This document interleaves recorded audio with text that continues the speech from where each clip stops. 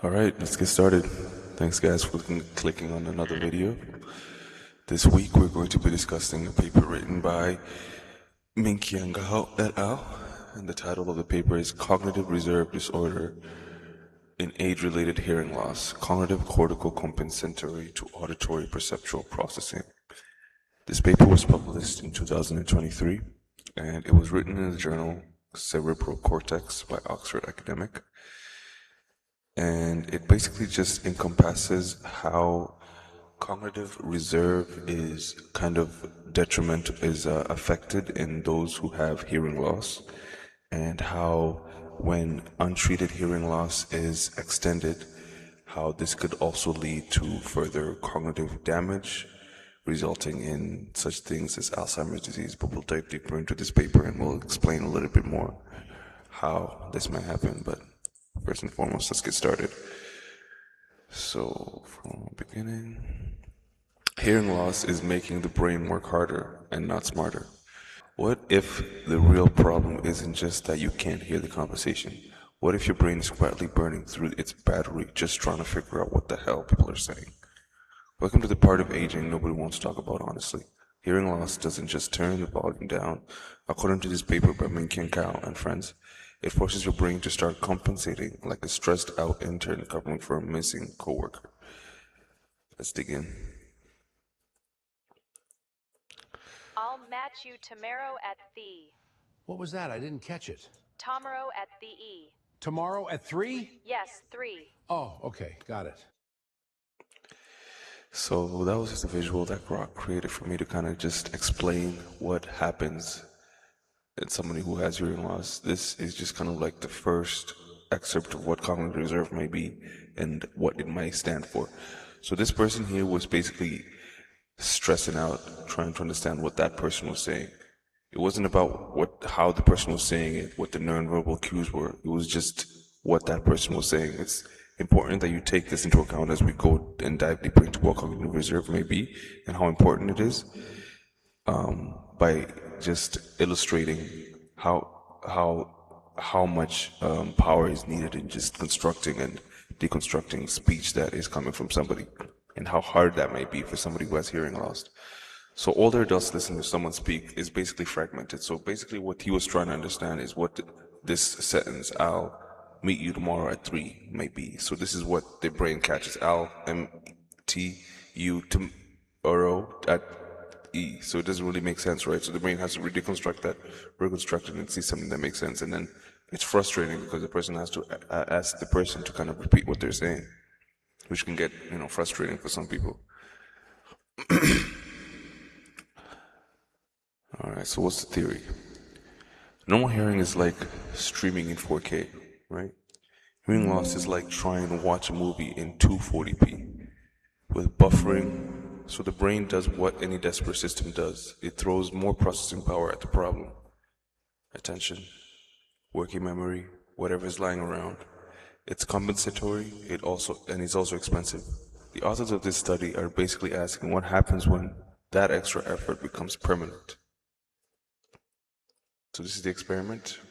It was very, very small sample size with only about 32 adults, 11 with healthy hearing, 12 with hearing loss, and 9 with hearing aids, which was quite quite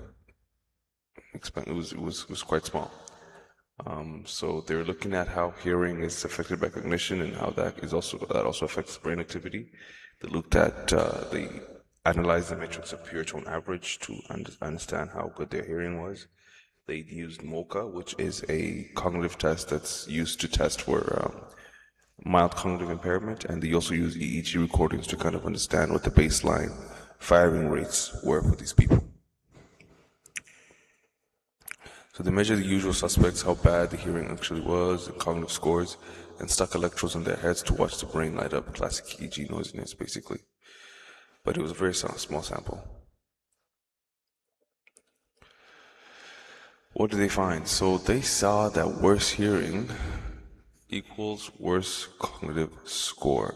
Language and abstraction got hit particularly hard too. Before anyone starts screaming, correlation isn't causation.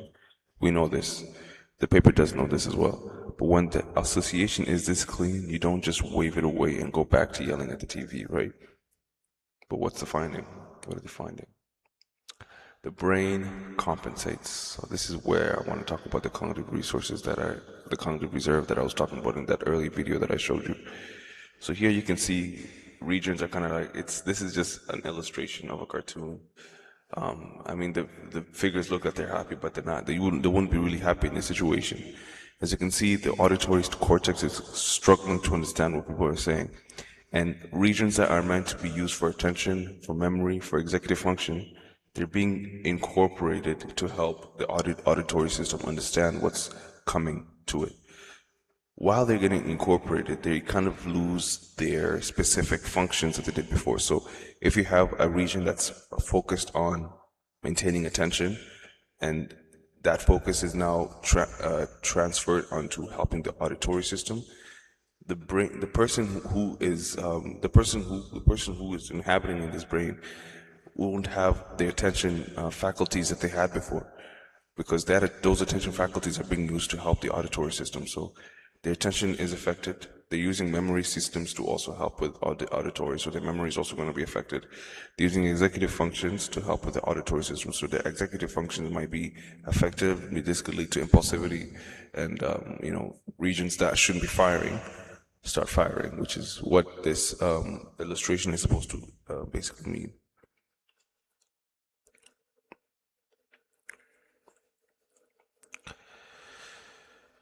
So this is where the cognitive reserve idea gets spicy. Imagine your brain has a limited budget of energy and attention, normal hearing, small amounts spent on understanding speech, rest available for everything else. Hearing loss basically takes a big chunk of the budget permanently allocated to decoding half-assed auditory signals. The authors propose that constant overspending on listening may leave less available for other cognitive work. They're not claiming they proved the tank is empty. They're saying the pattern looks a lot like a system that's running hot and short on reserves. But what about hearing aids? So here's the interesting twist. People already wearing hearing aids didn't show the same extreme compensation pattern, meaning their brain adapted more healthily. The functional connectivity between auditory and cognitive regions looked different, closer to the healthy group in some respects. But this doesn't mean hearing aids magically fix everything, right? The study doesn't claim this, but it does raise a very practical question. If you improve the quality of the signal hitting the brain, does the brain stop having to work so hard? The connectivity data suggests perhaps we might be able to do this. So what's the bottom line? We're not going to sugarcoat this. Hearing loss isn't just a near problem. It looks like it forces the brain into chronic compensation mode. That compensation is associated with lower cognitive scores, especially in language and abstraction, and with measurable changes in how brain networks talk to each other. The paper does not prove that hearing aids prevent dementia. It doesn't even claim that. What it does is hand us a plausible mechanism for why the hearing cognition link keeps showing up in bigger studies. When the ears deliver incomplete data, the brain has to spend extra resources reconstructing reality. Over years, that tax might matter. So if your hearing is going, treating it isn't just about not yelling what every 5 minutes. It might be about not making your brain do overtime for the rest of its life. So just go ahead and get it checked and see if you can be fitted for a hearing aid before it's too late. But one major complication that I want to discuss about this study is the fact that they didn't look at the people who had hearing loss and how they function when they had hearing aids. The hearing aid group that they're looking at had been wearing those hearing aids for an unspecified amount of time, which could kind of like confound the study a little bit. So more studies have needed to be done in this area to kind of see how well hearing aids may be facilitating this cognitive reserve or this cognitive load idea. So if more studies are done, and if it comes out that maybe hearing aids are even doing more work than was positioned in this study, maybe even because in this study they basically didn't find any statistical significance to prove that hearing aids and people who have healthy hearing are on the same level. In some cases, they found that they were actually people with hearing aids did not come close to those who are healthy hearing. So that could have been a product of how this study was made with the small sample size and the fact that they didn't really do a longitudinal test of the people who had the hearing loss and saw if their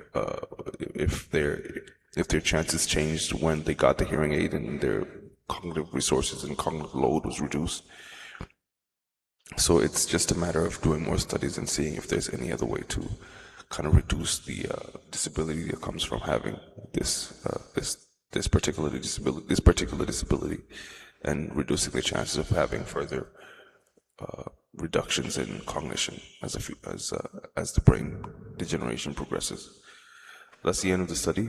That's the end of the slide. Sorry. Thanks for watching, guys, and hope to see you again in the next video.